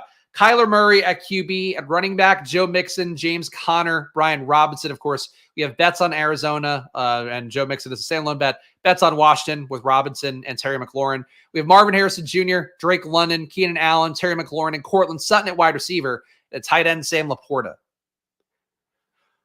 So I like the construction overall of the team. Think we're good at running back. Like, I feel like that's a good base at running back to not worry about. But I would like to feel better about QB. You can stack any Caleb with Rome in your previous teams. Yeah, I had a few of those. Not by obviously anything deliberate, because I thought that Bowers going to Chicago was a little bit more likely. Though I think at one point there was a week where I was taking Rome with Caleb too. I think pre-Keenan Allen trade. Yeah, so somewhere on that timeline feels about right. But yeah, I think in general, to me, Odunze a solid pick with Caleb, but you're probably paying more than you were. Actually, no, his ADP didn't come up that much. Right now in this draft, Odunze went here. Yeah, I think that would be roughly where I would have gotten Caleb and Odunze anyway. But I have a few shares, not enough. The things that I don't have enough of that were takes I believed in. Bo Nix to Denver, did not take enough of that. Did not take enough of, I guess Caleb and Odunze was not a personal belief. Bowers to the Raiders, I have none of. Like, I don't even have a single fucking share of that. That one was not. If I have one of those, completely inadvertently. Really don't have a lot of Minshew Raiders overall, because I thought that Minshew was going to get displaced from that job, and it doesn't seem like that's likely, because I think he can, in his sleep, outplay Aiden O'Connell. So that's one thing I wish I had more of. I have enough Caleb Bears. I have enough Terry and Dotson with Washington. I have no Luke McCaffrey with Jaden Daniels, which feels not great with them giving him the draft capital and my love of Jaden Daniels. But, if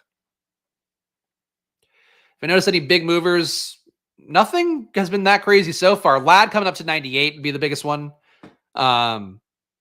Mike Williams, I think, coming up a little bit here. Adonai going the opposite way surprises me. Like, that's one of the better outcomes for him. A guy's just going to chuck deep balls and also now have it schemed. And they've had press conferences where the GM is vigorously defending A.D. Mitchell. I think that there's a lot of good things going right now for them. Oh, yeah, Worthy at 61 was a big one, yeah. Yeah, Worthy went here. He went before Marquise Brown. Yeah. Brown 64, Worthy 61. I don't see how you can have those bets, like with Rashee Rice still hanging on in the top 30.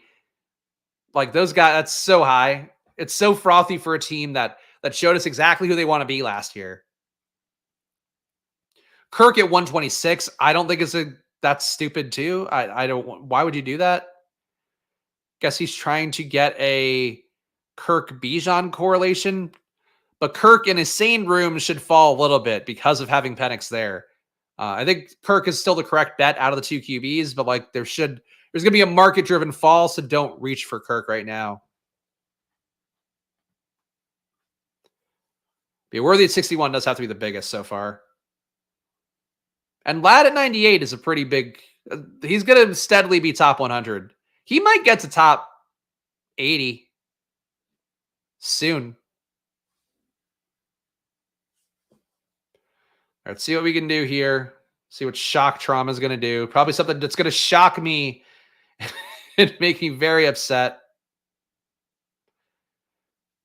All right.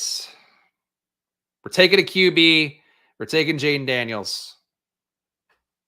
Kyler Murray and Jaden Daniels. Was really worried that Jaden wasn't going to come back to me, so that's good. W. Dunks thinks Ricky Pearsall's a better player than Troy Franklin. He's incorrect. Troy Franklin. Oh, we got them all. That was a tough pocket to get all the guys I wanted to get, and we pulled it off. So we have Kyler Murray and Jaden Daniels at QB. Joe Mixon, James Conner, nice discount for him going the opposite way here. Trey Benson gets taken ahead of him in this draft. That would be another big surprise. Brian Robinson Jr. as my RB3. Wide receiver, Marvin Harrison Jr., so correlated, of course, with Kyler. Drake London, Keenan Allen, Terry McLaurin, Cortland Sutton, and Troy Franklin. So we have 2 outs at Denver right now for top receivers. Sam Laporta at tight end. And we can do, I mean, I guess the Denver tight end is still going to be Troutman / Dulcich, right? They didn't add anybody, did they? No. Troutman's still under contract for Denver would be the other question. We're going to figure that out.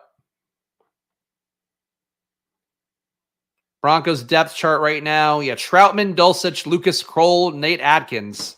So tight end wide open. And I'll tell you what, guy who likes to run a nice, clean offense like Bo Nix, he's going to find a tight end. So I actually don't mind taking a Denver tight end with this build. Was sweating watching that, me too. When I realized when I took Brian Robinson and Sutton, I was like, oh, this is a good play to cover Denver. And I have to get used to taking Sutton because I believe in Denver, and I don't think that anybody's going to trade for Sutton and have it be like a win for everybody involved. So I have to get used to taking Sutton because I think Bo Nix is a good play. But to get Sutton, Robinson for the Washington, to also get Jaden and Troy Franklin, did not think that was going to happen. So I love this first team here on BBM, and let's hope it doesn't get thrown out like my first big board team did. Slapped on Caleb with an Allen Odunze stack. Oh, that's sad. And then took Jaden. There we go. Or no, then you got sniped on Jaden. Oh, that's not fun. Yeah, I was willing to take Caleb, but obviously Jaden, a more fun pick to me. Jaden at pick 131. I mean, in this range of guys, I think he can beat on a game-to-game basis and in the season. I think he's beaten out Tua. I think he's beaten out all the guys behind him. I think he can beat out Kirk. I think he can beat out Trevor Lawrence. I think he can beat out Herbert. I think he can beat out Caleb. I think he can beat out Jordan Love. I think he can beat out Brock Purdy. Kyler and Dak, we start to get a little bit tougher, but he can beat them out game to game. I think, to me, Jaden is so undervalued. I hope he stays in the 130s forever. If he does, I will have to break some rules for myself, and I'll have 25% Jaden. Allow myself a treat. Now, I'd probably be willing to go to like a third Jaden if he were to stay in the 130s. Crazy price tag. Now we know he's a number 2 pick. Why was he like, he should have never been going in the 130s. Now he's number 2 pick in a brand new team with weapons that can get downfield. Are we that down on the guy who won a Heisman and played in the SEC? It's crazy to me. There are people who hate Jaden because he's skinny. So Jalen Wright fell in this room. Jalen Wright goes round 13, which I think is appropriate. I guess people really thought that he might get Dallas or something, might get a Chargers, an open backfield. Instead, he gets a crowded one, and it does seem like the market now. So they made everybody pay in that Miami backfield. They made Mostert come down. Mostert goes 96. Achane came down to 26. Interesting to see that bet here. Obviously, that doesn't mean the bet will be the case, over the course of a week of drafts. But right now, this particular room, they all thought the Miami Dolphins backs were less valuable. And for these first few days, for what it's worth, being able to determine that stuff, obviously you're going to be guessing room to room. Being able to determine in rooms, like if you did 10 drafts today and going like, oh, I keep noticing the Miami back slip, I could now maybe push this guy, take another guy who's a little bit frothier on the upswing. I think that is a good approach here if you are going to draft a lot. I am probably going to limit myself to just one draft on stream a day for right now, but I might dabble and do one offline later today. Because I really got to pace myself because I'm going to be putting out, of course, new drafts here every day, Monday to Friday, 11 a.m. And that'll be burning, 20 to 25 drafts a month on stream. Though obviously, at some point, we'll do some more DraftKings. Maybe we'll do drafters, though not if the promo code doesn't work. Zay Jones still going. Obviously, Zay Jones, big risk to get cut. Maybe he goes somewhere else. I don't know. Time is not looking good for Zay Jones, though. Daniel's a 6'4". Yes, he's very tall. He's very tall, but skinny for that height, for sure. Marshawn Lloyd goes. Would have been lovely to pick him up, but we'll survive.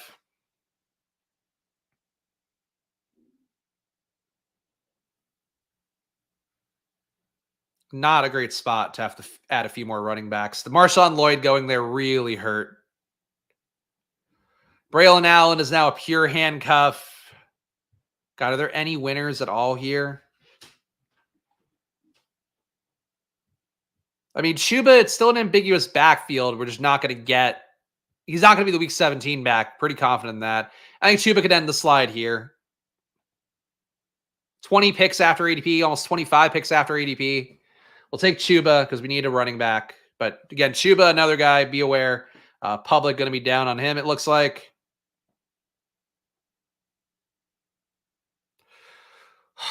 Jaleel McLaughlin could win the pass game role in Denver. It's not good for him to have Estime there. Mims would also really complete some Denver stuff too. Like, I think we'd be done at receiver if we take him. I'm going to go Marvin Mims here. I think you know what I'm setting up. I think we're setting up a 3 QB build, though. It is an 18-round draft. So we do have to adjust to the world here. We're not in the big board anymore. The team so far, even if we don't take Bo Nix, we're making a bet on Denver. We got Kyler Murray, Jaden Daniels at QB, Joe Mixon, James Conner, Brian Robinson, Chuba Hubbard at running back, wide receiver Marvin Harrison Jr., Drake London, Keenan Allen, Terry McLaurin, Cortland Sutton, Troy Franklin, and Mims. Denver stack is a late bailout to hit. We have Sam Laporta at tight end, so we need to add one more tight end, at least one more running back, maybe 2. Didn't know it was 18 rounds. Yes, it is a readjustment here, of course. Ray Davis, 173. Sinnott, 174. That's fun. That's fun. I think a reasonable price tags. You thought that Daniels was 5'11" the way everybody talked about him. No, he's a big guy. I think, again, he looks a lot more like Jalen Hurts than anybody's ever given credit for. For some reason, they think that he's frail and Jalen Hurts is the power back of all power backs because he does squats at a high level. So I think that Jaden's got a lot of room to add some muscle. I think that he got the draft capital he needed. He is a team that's going to build around him. Frankly, they need the stadium stuff there too, I believe. So, like, a lot of things aligning for him to be the face of a franchise and get all the support to do that. So Ray Davis of actual juice. I talked about him earlier when we were talking about Buffalo. I think that he's a very good pick, honestly. Zeke at 167, by the way. So Dark takes Rico Daddle and Zeke to try to lock down the backfield. That bet's fine. Jalen Polk, by the way, another guy too. I would highlight Jermaine Burton. These guys, I think, get steamed up a little bit more. Polk especially. Polk is basically wide receiver 1 for New England right now. He's better than Pop Douglas. He is better than Kendrick Bourne, though Bourne will still keep going out of contract money inertia. But yeah, Ray Davis, solid play.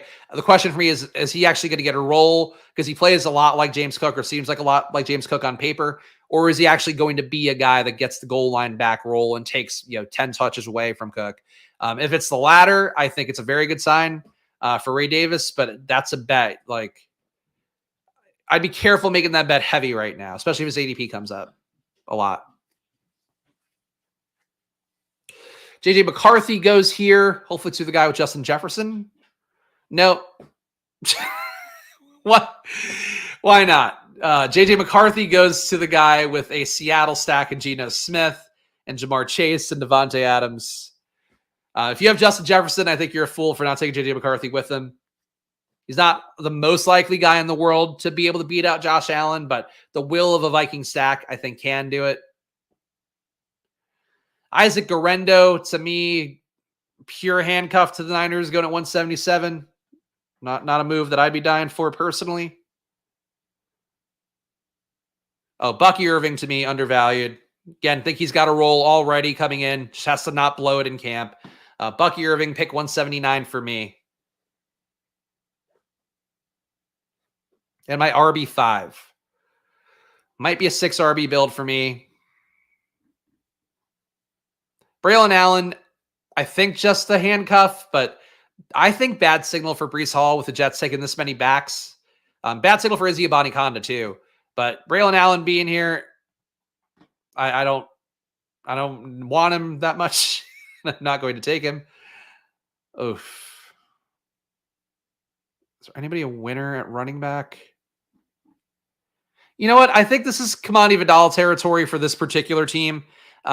Chargers, again, you're just making a bet that he can beat out an injured guy coming off of some catastrophic injuries, and Gus Edwards, who is just going to be the pure goal line back. Not excited about Kamani Vidal, but he is a logical pick for this team where I felt like I needed one more running back. We need a tight end, and we could take a QB, but these are questions for the future right now. Kyler Murray, Jaden Daniels, a QB right now. Joe Mixon, James Conner, Brian Robinson Jr. Very discounted Chuba Hubbard, 25 picks after ADP, which is where I think is a fair spot for him. Bucky Irving, Kamani Vidal rounds out the RB room. Wide receiver, Marvin Harrison Jr., Drake London, Keenan Allen, Terry McLaurin, and the Denver trio here, Cortland Sutton, Troy Franklin, and Marvin Mims. Tight end, Sam Laporta. Need to get another tight end. Though, frankly, with what tight ends offer you sometimes, I think you just roll Sam Laporta and not be the maddest at it. How long before you see you go and tilt in BBM season? I don't know. I've been not tilting very much lately on streams because, I'm getting in less streamy draft rooms, and we'll see what happens at BBM. I would guess it's more of a summer issue than it is a current issue. But I don't know. I can't guarantee. I could tilt any stream. I could not tilt any stream. Who knows? Only 1 week with a 0 tight end, not the end of the world. That's how I feel about it too. Not sure I feel that way enough to not take a tight end, but we'll see. Javon Baker goes to 188. Javon Baker, more of a project than at New England, a wide receiver core. I do think he's appealing analytically in terms of the numbers that I look at, but I would say Polk is a much more safe bet to get snaps. I mean, the draft capital is there in a bigger way, and Polk produced at a higher level. Baker had to go down in competition to get good results. So to me, that's not something I love. Whenever a guy like starts at a bigger school, goes to South Florida, produces a little bit better, but isn't really, crushing enough. Need a good Spags tilt here. Look, they come. I'm just never going to force it. But when they come, they'll come naturally. Today, for some reason, I just got discouraged when I thought I blew that stack earlier on. But no. Jalen McMillan, to me, not really a pick I'd go to unless they get rid of Godwin or something.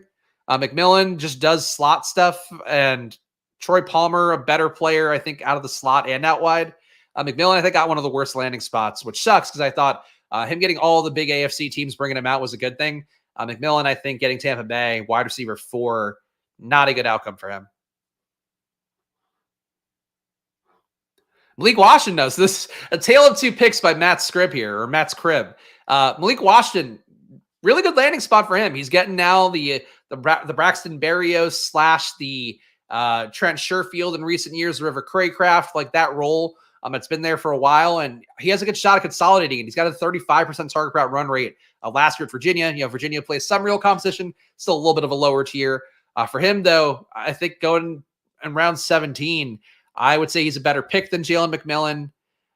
He should be up. I think this core right now of receivers, like we're seeing people kind of make a group, but a lot of this group should come up. Like Polk should come up. Burton, I think, should come up. Wilson should come up. Wandale should fall. Pop should fall. I think Washington should come up, though. Washington should be like 15th round. It's a really good landing spot for a guy that earns targets. And he's also like the handcuff for Jalen Waddle at the least, if not, he's not fast enough to be Tyreek and to play that role. But, he's definitely the backup for Jalen Waddle. And that would be a big win. Jalen Waddle at pick 30 maybe doesn't feel that great. Jalen Waddle's backup at pick 17, who's still going to maybe get a shot at some touchdowns here and there. I feel stronger about that. All right. Elijah Mitchell goes. I've got thoughts about what to do in these last few picks. We need it to align cleanly. Okay. One of these we need. Ben Sinnott apparently does not have an ADP on him, even though he had one in the big board. Ben Sinnott in the free in the 17th round when you have Jaden Daniels. Tight end 2 is covered. Better than a 0.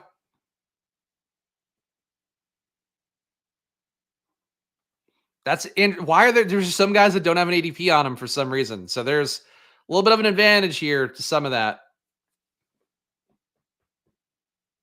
Tez Walker goes. It's about right for him. I like that price tag.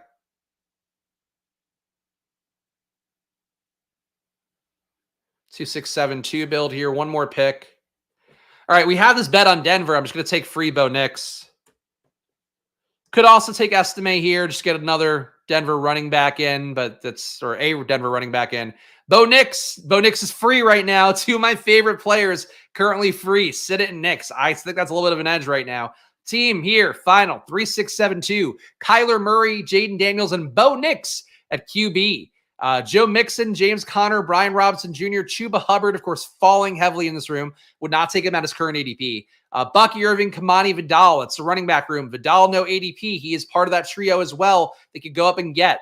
Marvin Harrison Jr., Drake London, Keenan Allen, Terry McLaurin, Cortland Sutton, Troy Franklin, Marvin Mims, and a tight end, Sam Laporta and Ben Sinnott. I think this team is pretty sick.